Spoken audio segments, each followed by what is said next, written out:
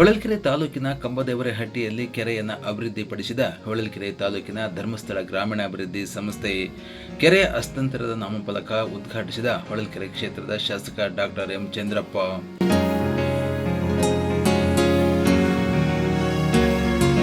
ಹೊಳಲ್ಕೆರೆ ತಾಲೂಕಿನ ಕಂಬದೇವರಹಟ್ಟಿಯ ಕೆರೆಯನ್ನು ಸಂಪೂರ್ಣವಾಗಿ ಅಭಿವೃದ್ಧಿಪಡಿಸಿರುವ ಧರ್ಮಸ್ಥಳ ಗ್ರಾಮೀಣಾಭಿವೃದ್ಧಿ ಸಂಸ್ಥೆ ಇಂದು ಹೊಳಲ್ಕೆರೆ ಕ್ಷೇತ್ರದ ಶಾಸಕರಾದ ಡಾಕ್ಟರ್ ಎಂ ಚಂದ್ರಪ್ಪ ಇವರ ಮೂಲಕ ನಾಮಫಲಕ ಅನಾವರಣಗೊಳಿಸಲಾಯಿತು. ಕೆರೆಯನ್ನು ಅಚ್ಚುಕಟ್ಟಾಗಿ ಸಿದ್ಧಪಡಿಸಲಾಗಿದೆ. ಕೆರೆ ಏರಿಯನ್ನು ನಿರ್ಮಾಣ ಮಾಡಲಾಗಿದೆ. ಅಂತರ್ಜಲ ಅಭಿವೃದ್ಧಿಗೆ ಬೇಕಾದ ಎಲ್ಲ ಸಿದ್ಧತೆಗಳನ್ನು ಕೆರೆಯಲ್ಲಿ ಕೈಗೊಳ್ಳಲಾಗಿದೆ ಎಂದು ಶಾಸಕ ಡಾಕ್ಟರ್ ಎಂ ಚಂದ್ರಪ್ಪ ತಿಳಿಸಿದರು.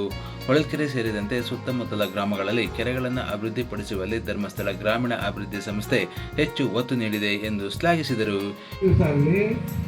ನಾವು ಋಣ ತೀರ್ಮಾನ ಮಾಡಿದ್ರೆ ಧರ್ಮಸ್ಥಳದ ಸಂಘವರು ಅವ್ರು ಯಾರು ಏನು ಕೇಳೋದಿಲ್ಲ, ಎಲ್ಲಿ ಜನರಿಗೆ ಏನು ಅನುಕೂಲ ಆಗಬೇಕು ಅನ್ನತಕ್ಕಂಥದ್ದನ್ನ ಸ್ವತಃ ಅವರೇ ಆಲೋಚನೆ ಮಾಡಿ ಕೆಲಸ ಮಾಡ್ತಾರೆ. ಇಂಥ ಕಡೆ ಎಲ್ಲ ಕಡೆಯೂ ಕೂಡ ಕೆಲಸ ಮಾಡಿದ್ದಾರೆ, ಮಾಡ್ತಾ ಇದ್ದಾರೆ. ಶ್ರೀ ಮಂಜುನಾಥ ಸ್ವಾಮಿ ಆಶೀರ್ವಾದದಿಂದ ನಮಗೆ ಈ ಮಳೆಗಾಲದಲ್ಲಿ ಈ ಕೆರೆ ತುಂಬಬೇಕು. ಇನ್ನೂ ಒಂದು ಕಡೆ ಇದೇ ಸಮಯದಲ್ಲಿ ಧರ್ಮಸ್ಥಳ ಗ್ರಾಮೀಣಾಭಿವೃದ್ಧಿ ಸಂಸ್ಥೆಯ ಜಿಲ್ಲಾ ನಿರ್ದೇಶಕರಾದ ಪಾಲಾಕ್ಷ ಮಾತನಾಡಿ, ರಾಜ್ಯದಲ್ಲಿ ಹಲವಾರು ಕೆರೆಗಳನ್ನು ಧರ್ಮಸ್ಥಳ ಗ್ರಾಮೀಣಾಭಿವೃದ್ಧಿ ಸಂಸ್ಥೆ ಅಭಿವೃದ್ಧಿಪಡಿಸಿದೆ. 881 ಕೆರೆಗಳನ್ನು ಈಗಾಗಲೇ ಅಭಿವೃದ್ಧಿಪಡಿಸಿದ್ದು ಅಂತರ್ಜಲ ಅಭಿವೃದ್ಧಿಗೆ ಹೆಚ್ಚು ಒತ್ತು ನೀಡಿದೆ ಎಂದು ತಿಳಿಸಿದರು.